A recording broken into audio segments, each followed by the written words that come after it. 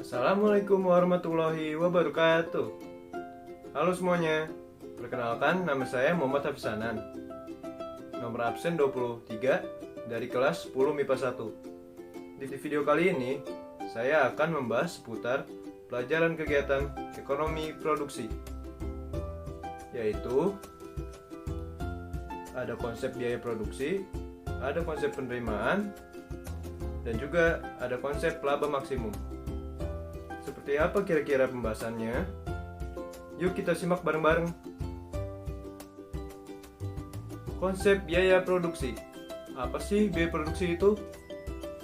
Biaya produksi adalah semua pengeluaran yang dilakukan perusahaan untuk memperoleh faktor-faktor produksi dan bahan-bahan mentah yang akan digunakan untuk menciptakan barang-barang yang akan diproduksikan perusahaan tersebut.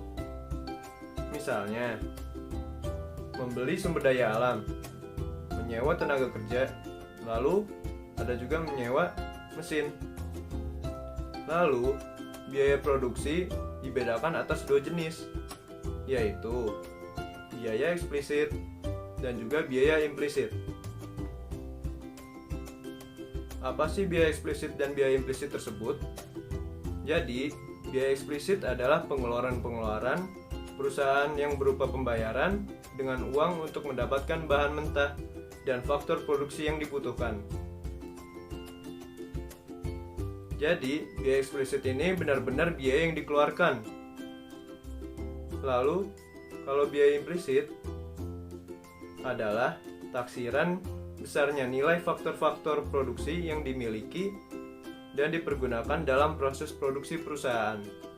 Taksiran ini dilakukan dengan cara menghitung opportunity cost yang merupakan nilai tertinggi suatu faktor produksi dalam penggunaan alternatif terbaik. Bagaimana? Masih belum paham?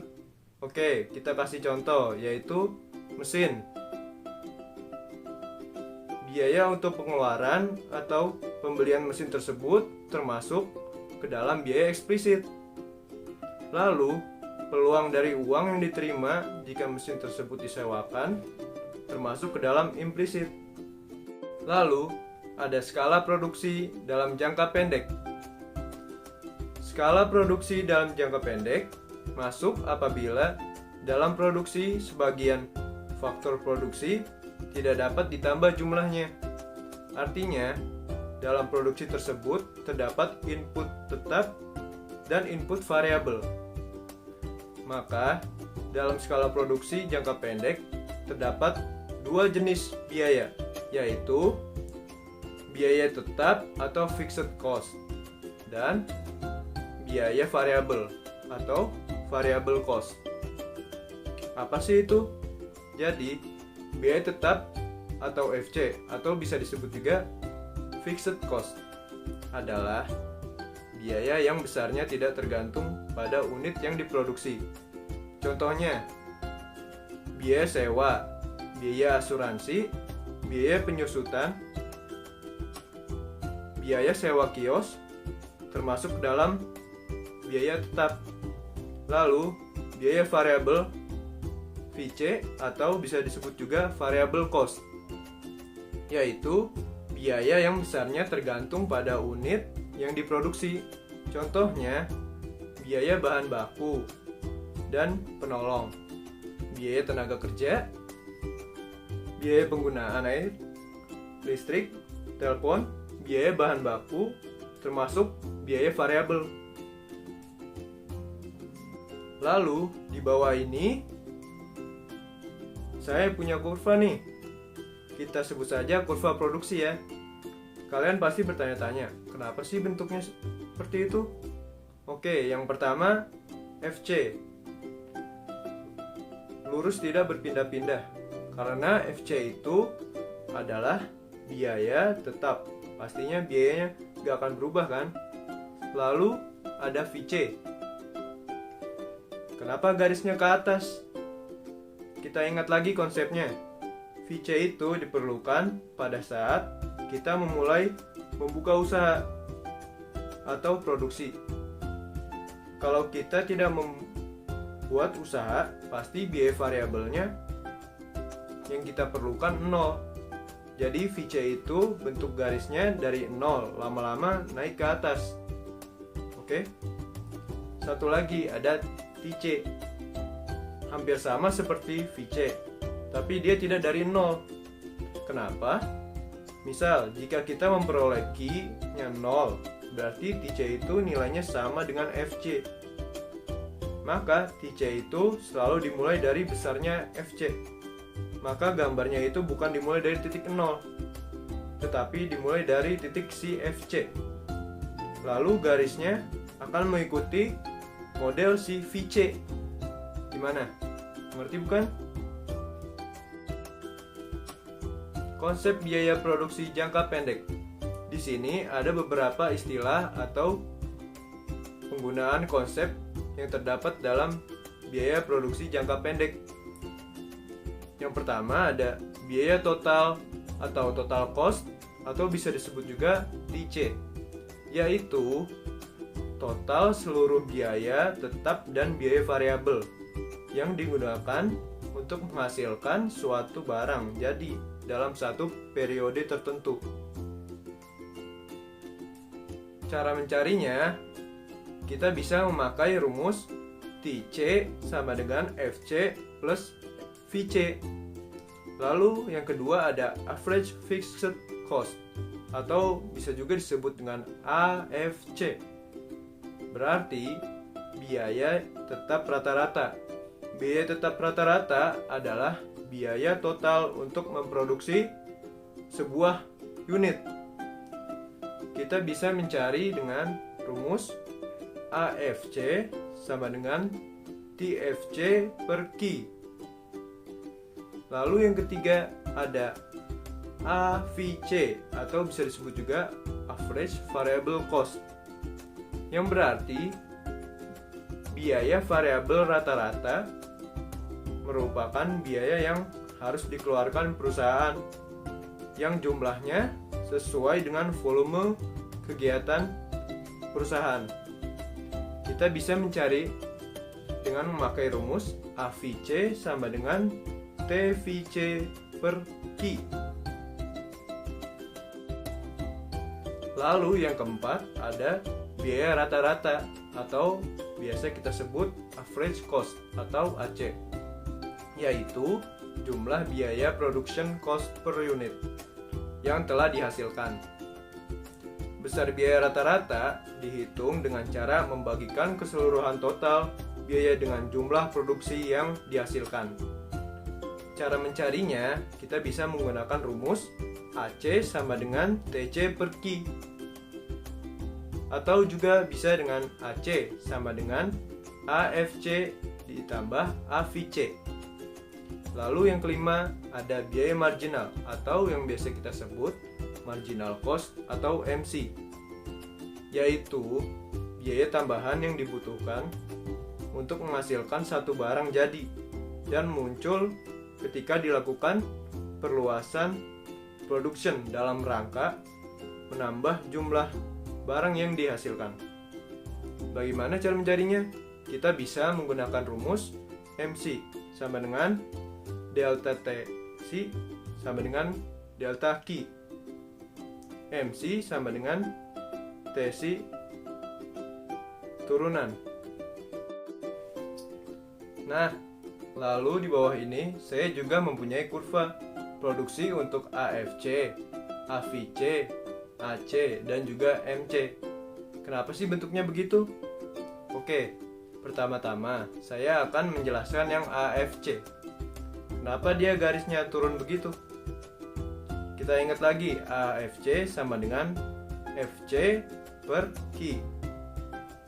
Nah, misalnya kita sewa gedung buat pembuatan kue. Mau memproduksi berapapun, biayanya tetap sama. Nah, di rumus AFC ini, FC-nya selalu sama. Yang berubah hanyalah Q-nya.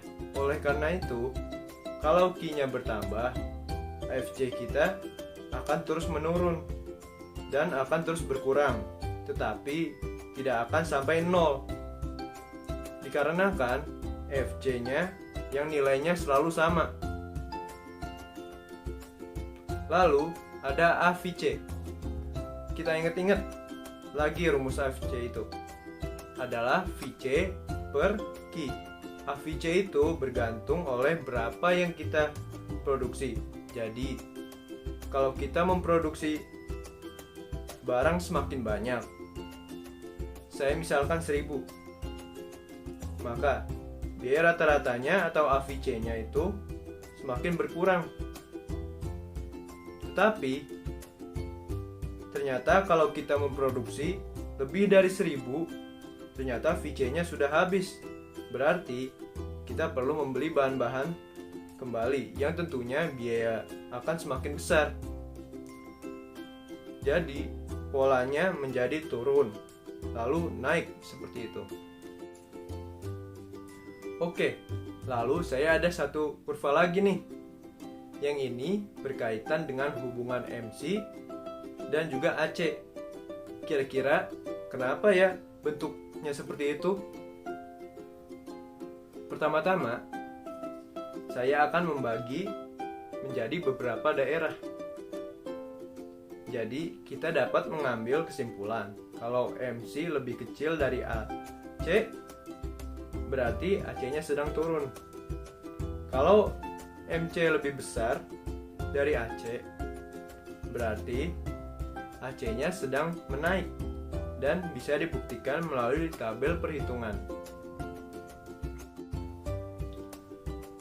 Lalu ada konsep penerimaan. Apa sih konsep penerimaan itu? Pada prinsipnya, konsep penerimaan merupakan jumlah unit moneter atau uang yang diperoleh dari penjualan output produksi. Nah, beberapa konsep yang berhubungan dengan penerimaan yaitu yang pertama ada penerimaan total atau yang biasa kita sebut total revenue atau TR, yaitu seluruh jumlah pendapatan yang diterima perusahaan dari penjualan barang yang diproduksinya. Kita bisa mencari dengan rumus TR sama dengan P kali Q. Oh iya, P yaitu harga jual, lalu Q adalah jumlah barang atau output. Lalu yang kedua ada penerimaan rata-rata atau yang biasa kita sebut average revenue atau AR, yaitu penerimaan yang didapatkan dari setiap penjualan satu unit output. Dengan kata lain, AR adalah harga jual per unit output atau P. Kita bisa mencarinya dengan rumus AR sama dengan TR per Q, atau bisa juga dengan AR sama dengan P. Lalu yang ketiga ada penerimaan marginal atau yang biasa kita sebut marginal revenue atau MR, yaitu merupakan tambahan penerimaan yang diperoleh dari tambahan penjualan satu unit output. Kita bisa mencarinya dengan rumus MR sama dengan delta TR per delta Q, atau bisa juga dengan rumus MR sama dengan TR turunan. Lalu ada konsep laba maksimum.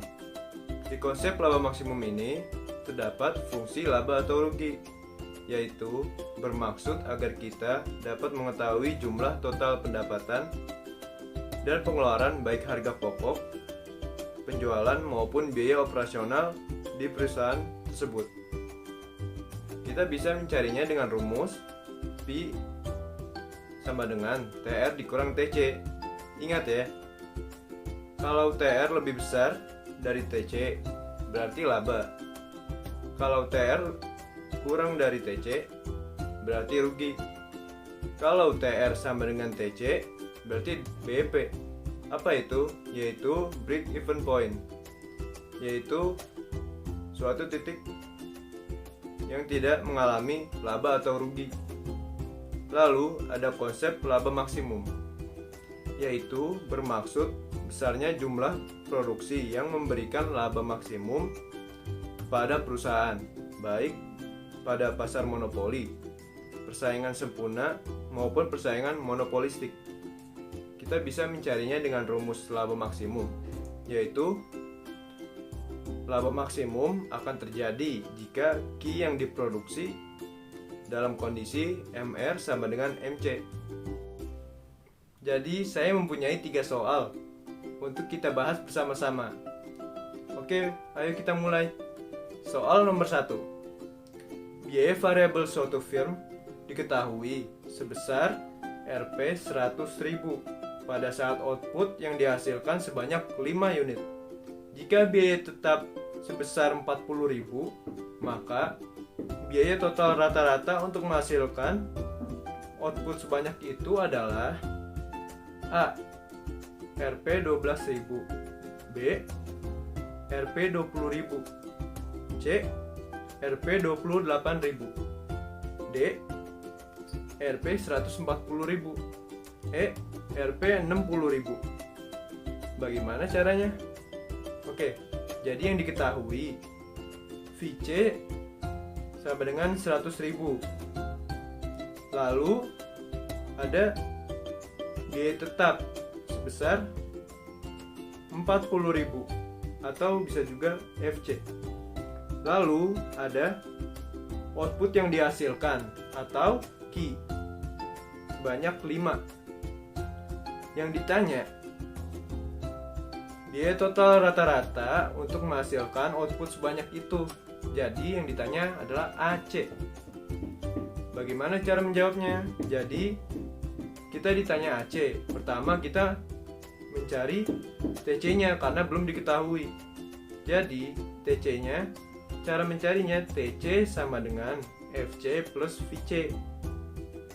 Masukkan hasilnya sama dengan 100.000 ditambah 40.000 sama dengan 140.000. Lalu jika sudah ketemu TC-nya, kita masuk ke rumus AC. AC sama dengan TC per Q sama dengan 140.000 per 5 sama dengan Rp 28.000. Nah, ketemu kan? Jadi jawabannya yaitu C. Rp 28.000. Lalu soal nomor 2. Diko memiliki usaha lumpia. Setiap kali produksi, Diko mengeluarkan biaya sebesar 320.000 untuk membeli bahan baku dalam produksi 40 buah lumpia. Sedangkan biaya tetap yang dikeluarkan setiap kali produksi sebesar 40.000. Harga untuk sebuah lumpia adalah 12.000. Laba yang diperoleh jika lumpia habis terjual sebanyak A. Rp 50.000, B. Rp 90.000, C. Rp 100.000, D. Rp 120.000. Bagaimana cara menyelesaikannya? Jadi diketahui biaya tetap yang dikeluarkan sebanyak 40.000 sekali produksi. Lalu Diko mengeluarkan biaya sebesar Rp 320.000 untuk membeli bahan baku untuk memproduksi sebanyak 40 buah lumpia atau Q. Lumpia yang dihasilkan dijual dengan harga Rp 12.000 atau P. Jadi yang ditanya laba yang diperoleh jika lumpia habis terjual sebanyak. Jadi yang ditanya ini laba atau rugi jika lumpia habis terjual. Jadi penyelesaiannya, untuk mencari laba atau rugi, kita memakai rumus TR dikurang TC. Karena TR kurang TC-nya belum didapatkan, jadi kita mencari TR dan TC-nya dulu. Cara mencari TR sama dengan P dikali Q. P-nya 12.000 dikali Q 40 sama dengan 480.000. Lalu TC-nya sama dengan VC ditambah FC. VC-nya 320.000 ditambah FC-nya 40.000 sama dengan 360.000. Lalu kita masukkan rumus laba atau rugi sama dengan TR dikurang TC. TR-nya 480.000 dikurang TC-nya 360.000 sama dengan RP 120.000. Ingat, kalau TR-nya lebih besar dari TC, jadinya laba. Jadi hasilnya RP 120.000 laba. Yang benar jawabannya ialah D, RP 120.000. Bagaimana? Mudah kan? Oke, lanjut ke soal nomor 3. Agus mampu menjual sebanyak 600 kain batik dengan penerimaan total sebesar Rp 42 juta. Sebelumnya, Agus mampu menjual sebanyak 475 kain batik dengan penerimaan total sebesar Rp35.625.000. Berapa penerimaan marginal yang diterima Agus atas perubahan penjualan kain batik dari 475 menjadi 600? A. Rp 32.000. B. Rp 41.000. C. Rp 51.000. D. Rp 60.000. Bagaimana penyelesaiannya? Jadi yang diketahui Q2 sama dengan 600 kain. Lalu ada penerimaan total yang kedua sama dengan 42 juta. Lalu ada Q yang pertama. Jumlahnya 475 kain. Lalu ada penerimaan total yang pertama, yaitu 35.625.000. Jadi yang ditanya, berapa penerimaan marginal kain batik dari 475 menjadi 600? Jadi yang ditanya itu adalah MR. Cara penyelesaiannya menggunakan rumus MR sama dengan TR2 dikurang TR1 per Q2 dikurang Q1. Jadi kita masukin angka-angka yang sudah ada.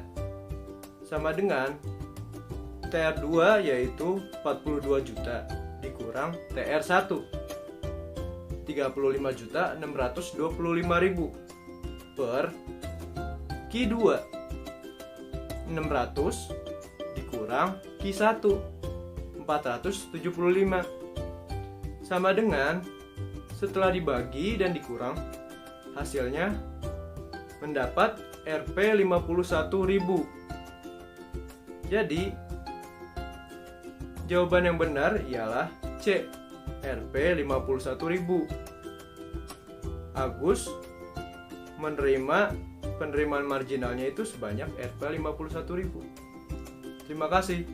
Sekian video penjelasan tentang materi kegiatan ekonomi produksi dari saya.